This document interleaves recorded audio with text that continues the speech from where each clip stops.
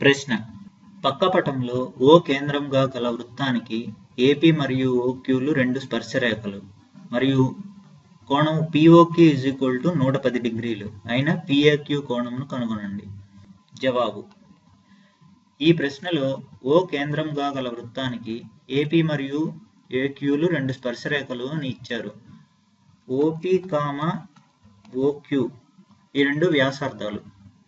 ఈ వ్యాసార్థాల నుంచి స్పర్శరేఖలకు గల కోణము లంబకోణం అని మనకు తెలుసు. అంటే కోణము OPA 90 డిగ్రీలు, అలాగే కోణము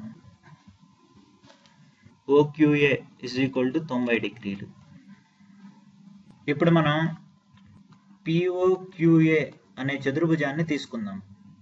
చతుర్భుజంలో 4 కోణాల మొత్తము 360 డిగ్రీలు అవుతుందని మనకు తెలుసు. ఇప్పుడు మనం ఆ 4 కోణాలు రాద్దాము. OPA plus OQA plus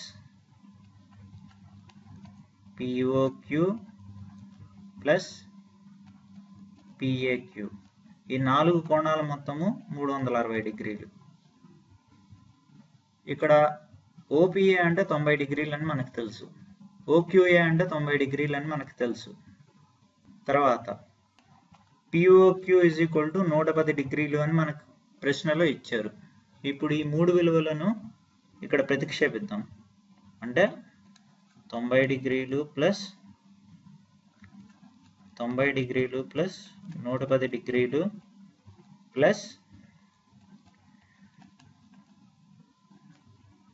PAQ 360 డిగ్రీలు. 90 ప్లస్ 90 అంటే ఎంత? 180. 180 డిగ్రీలు ప్లస్ 110 డిగ్రీలు ప్లస్ PAQ 360 డిగ్రీలు. 180 ప్లస్ 110 అంటే ఎంత? 290 డిగ్రీలు ప్లస్ PAQ 360 డిగ్రీలు. ఇప్పుడు ఈ ప్లస్ 290 అవతలకి వెళ్తే మైనస్ అవుతుంది. అప్పుడు